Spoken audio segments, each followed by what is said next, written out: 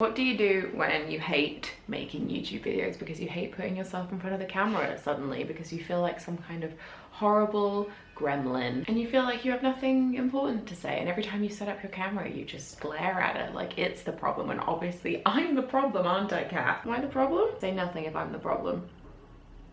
Oh god.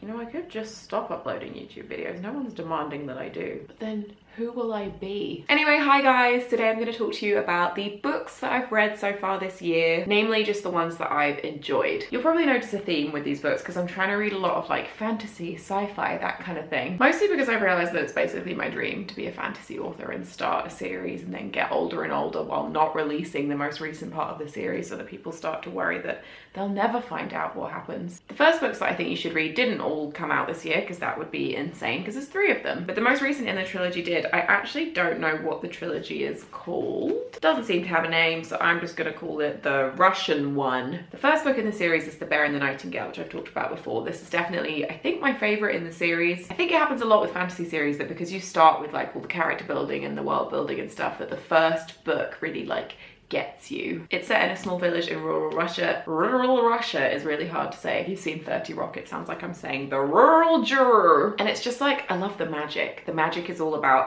like the spirits of the house and stuff, like traditional Russian folk tales. And it's just so good and rich and just like, yeah, really sink your teeth into it. And I mean, also, if you've ever thought I would really like to fuck death, then these are the books for you. Oh my god, death is such a flirt. I read the second and third books in the series as well this year. I think this is a proof, so it doesn't come out until January 2019. But yes, they are still good. I don't think they're as good as the first one because the first one has like a special place in my heart, but they are still good. It kind of takes you away from that like small village into like a grander plot and like a more traditional kind of like adventure fantasy story. But yeah, they are just so well written. I cannot wait to read more stuff by Katherine Arden because she's great. I think I talked about Song of Achilles on this channel a while ago, which is a book that's like a retelling of the story of Achilles. It's just incredible. It was so well written. I was just like, oh, I got very into the relationship and the love. I thought that it was just like really well written romance. But obviously it also had the kind of historical side and the like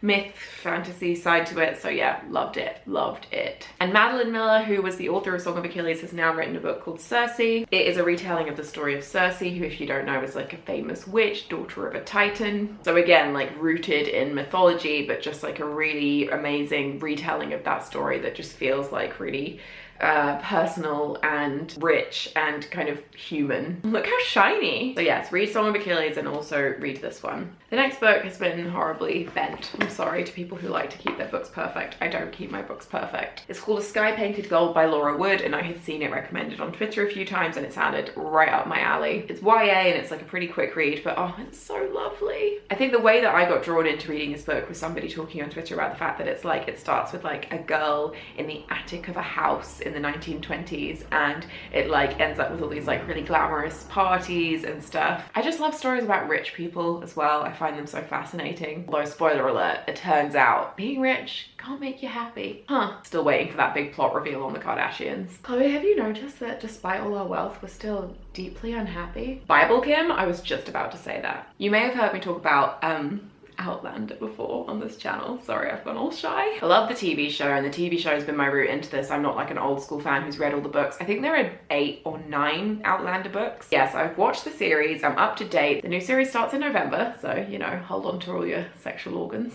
My friend Marion started reading the books, and she made me want to read the books because I hadn't really considered it for some reason, because I was like, oh well, the TV show is like perfect in my mind and all the people in the cast and stuff. So she lent me her copy of the first book and it was great, and it was exactly like watching the show. Like, the show is so faithful to the books, it's ridiculous, which means that when you reread, you're just kind of like back in the show with like a few extra details, and obviously like the experience of reading is so different to the experience of watching it on TV, so you still get something extra out of it. If you like the show, I would recommend also reading the books, although there are some moments in the books that are more like racist, misogynistic than in the show. I think they've tried to pare it down a bit to make it like less awful. There are definitely some moments where you're like, okay. So yes, definitely a very problematic fave, and I've talked about this before about the show, but basically there is sexual violence in the books, like quite a lot of sexual violence, so definitely just be aware and stay away if that's like not going to be healthy for you. But I've read the first 3 books now, so this is the 3rd one, again looking quite battered, but not as battered as the 2nd copy, which I took on holiday, and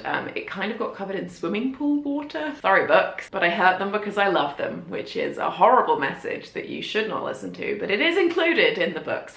So yes, I got up to Voyager and now I've stopped reading because it's a book per series of the show, and we're about to start series 4, and I actually want to see it on TV before I read it, which is like sacrilegious, I know. But yes, very enjoyable fantasy, romance, time travel series. I realise I haven't really explained anything about what Outlander is because I'm just assuming you all know. There's a lady and she's a nurse in World War II, and then she goes back through some standing stones and she ends up in 18th century Scotland? 18th century Scotland. She meets a sexy man, and my sex dreams have never been the same since. Obviously the Outlander books are old, they're not released this year, they're not new books, but they are new to me. The last book that I really think you should read only came out a few days ago, and it is Hank's book, An Absolutely Remarkable Thing. I haven't been paid to talk about this, but Hank, if you want to just like slip me a tenner, that would be fine. I read this book in a day, I was really into it. I don't know how to phrase this without it sounding bad.